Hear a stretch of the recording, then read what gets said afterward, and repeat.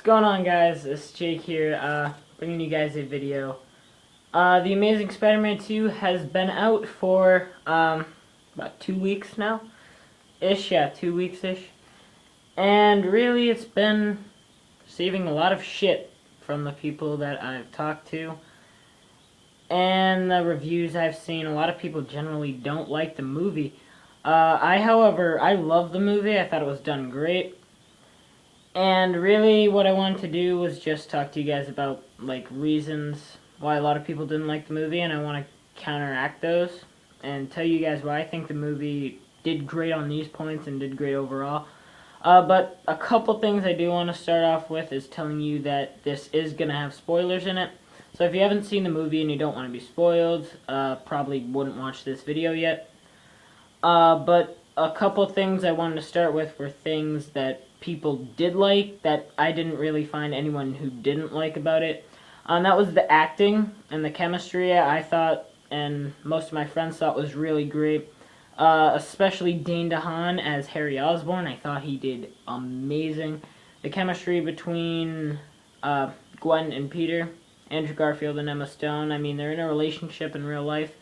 The chemistry between them is amazing. You can feel it, and it's real. And CGI-wise, Spider-Man's look better than he ever has. I mean, I don't know how you can say he doesn't. I mean, he should at this point. It's 2014. This is the latest Spider-Man movie. So he should look really good, and he does when he's swinging through the city. I actually felt like I was really with Spider-Man. But now, here's some reasons why people really didn't like the movie. And I have reasons why I think those points that people made were pretty inaccurate and why I think it goes against. Now, the first thing I hear the most is that there was no story. I hear that a lot, and a part of me agrees with them, and a bigger part of me very much disagrees. I mean, we have to understand here that Sony is creating a Spider-Man universe, and really, they're setting up these sequels so these sequels aren't really just jumping into things. We want to know that these sequels are coming, and we want to expect it, and they did a great job in this movie of talking especially about the Sinister Six and Spider-Man 3, how he's going to have to deal with Gwen's death. But now, also, the untold story is now told. We know enough about Peter's parents, how they died, why they died, what Peter's dad was into, and why he's the only person that can really be Spider-Man. So that is told in it, and that's a big part of the story. And I will agree that this does not have a main story, but it has many little stories there, and those are all done very well. I don't see how people can say they're not, but the biggest story, I think, in this is Peter learning that him being Spider-Man can have consequences. It's going to hit him where it hurts to do this, and if he doesn't do everything the way he should, people are going to get hurt. Gwen is now dead because of Spider-Man, because he was Spider-Man, Gwen couldn't live, and it's his fault. He has to live with this now, and we can see how this is going to affect him in future movies. We saw that now maybe he'll be more careful with his responsibilities, with his powers, when they possibly bring Mary Jane into the franchise. And you'll see how he's being more careful, and I'm sure he's not going to forget about Gwen, and how it's really his fault that this happened, and I'm sure he's going to feel that.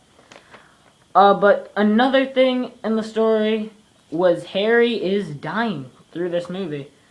And Harry needs Spider-Man's blood, or at least that's what he thinks. So that's another story that's definitely in there. I will agree that Electro does not have a great story. I mean, he doesn't. In the end, he really becomes more of a henchman, if anything. But another thing I hear a lot, and I've heard this today, actually, from one of my friends, is Gwen's death is done poorly. Now, really, again, this scene wasn't meant to be extremely emotional, and just because her head hit the ground, people are getting angry because she's not destroyed. I mean, really, it's these little things that people are pointing out that really make no sense, and they're just looking for a reason to join the group and hate the movie like everyone else. But, I mean, it's really not a scene about making people very emotional. A lot of people I was in the movies with did People did cry. I cried. I thought it was a sad scene, but it's about seeing that Peter now has to realize that people can get hurt because he is Spider-Man. The people that are closest to him can get hurt because he's Spider-Man. And that's really the gist of it. I mean, Gwen died not to make us feel sad, to show you that Peter's now going to have to deal with knowing that as Spider-Man, people closest to him can get hurt. But another thing I've heard is there's not enough action. And after watching the movie a second time and a third time, I do realize that Spider-Man himself, suit-wise, is out of the movie for a good 40 minutes through most of the second act. And I really do, all I have to say about this is they're developing the story. And if you don't care about the story, then why are you watching the movie? I mean, and when the action is there, I think it's done great. Like I said earlier, the CGI in this movie, Spider-Man looks better than Spider-Man has ever looked on screen. So when the action's there, the action is great. That opening scene with Electro, when he's first Electro in Times Square, is amazing. You see time slow down and Spidey's spider sense work, and you see Electro really letting out that rage that his character Max Dillon had before he became Electro. And it's when Spider-Man's gone, it's showing that story. It's showing why is Harry gonna attack Peter when he gets the powers of the Goblin. And really, if you don't want to pay attention to the story, then that's your own problem, because that's what the movie should be. The story is a huge part of it, and when the action is there, and I think there's plenty of it, it is amazing. It looks great. Now, this one I hear a lot, that the Green Goblin is wasted. Now what people really need to understand, one, yeah, Harry got beat pretty quick. Maybe because, I don't know, he's only been the Goblin for about 15 minutes, so maybe he's not really used to being the Goblin yet after about 15 minutes of doing it. And obviously this is not the only time we're seeing the Green Goblin. He's going to be back. Obviously, we've seen him in the end credits scene. It's not like this is the end of the Goblin. The Goblin is going to be in these future movies, Spider-Man 3, probably the Sinister Six as well. So the fact that saying the Goblin was wasted, the Goblin was barely used here. They are going to use the Goblin. And DeHaan's acting, by the way, Dane DeHaan did amazing in this movie, I think. He is my new favorite actor. He did an amazing job portraying Harry Osborn. And you can see that Harry's not this person that's looking to wait. He's arrogant, and he wants to be able to get Spider-Man's blood, because in his mindset, that is going to cure him. That no matter what, that's going to fix him. So when he rushes to becoming the Goblin, his first thing he wants to do, he wants to go after Spider-Man. When you find out Spider-Man is his best friend, why would his best friend betray him? That's why he goes after Gwen. I mean, people are saying that the Goblin's wasted, but I really don't think he is. He's obviously going to be back. He's going to be stronger. It's the first time he's been the Green Goblin. So I think it was handled really well, but now this one just frankly pisses me off. People say the movie was crowded with villains and story, but really, Rhino was in the movie for, well, Rhino himself. I will even include when he wasn't Rhino yet, probably a total of 15 minutes, if that. So to say that Rhino took up too much time is frankly just bullshit, because Rhino was barely in the movie. He's not crowded. Again, he's going to be back. The opening scene of Spider-Man 3 is already rumored to be a sewer cap flying in Rhino's face, just like the movie Amazing Spider-Man 2 ended. So we're obviously going to see more Rhino, just like we're going to see more of the Goblin. So it's not crowded. The Goblin was also in the movie for a short time because we're going to see more of him. We saw plenty of Electro. We saw Electro when he was in Ravencroft, and we saw the 2 fight scenes, which are done great. I will agree here that Electro's final fight scene could have been a lot better. But then again, the movie was not crowded with villains, guys. I mean, but which brings to the next thing.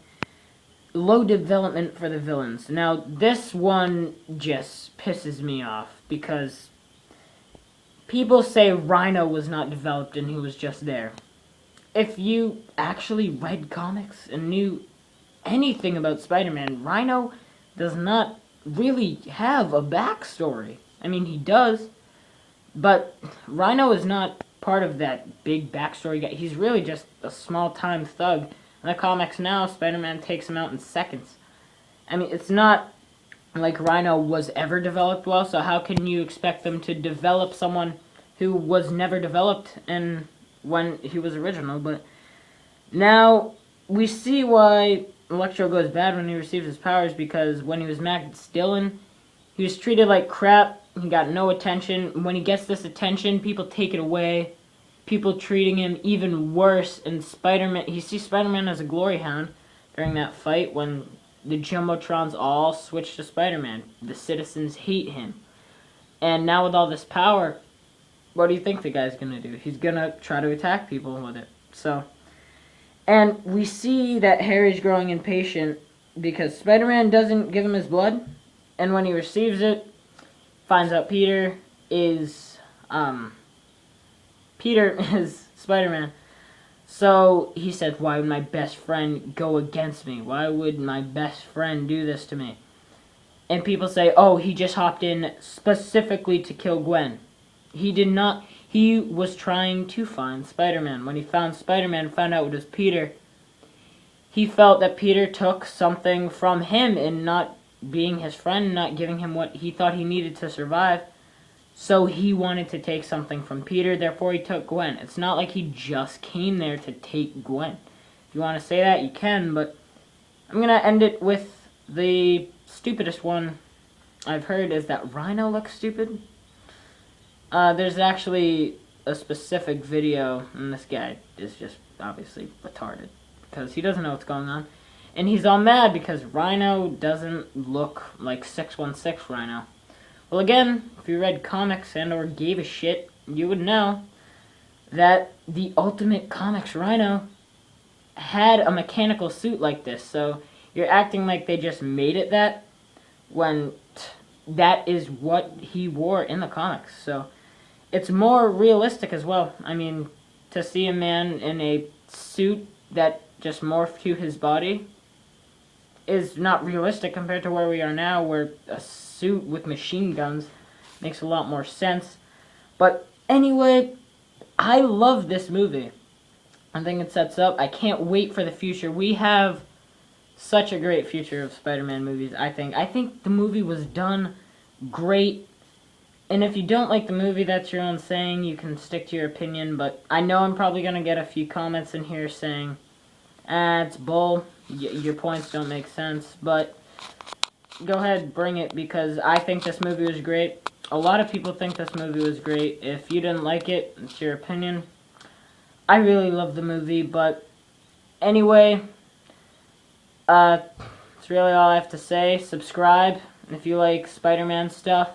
I'm going to have some more stuff coming out. I'm thinking of keeping up with it when the third movie comes out, keeping track of shooting and stuff, and I'll be uploading updates for you guys.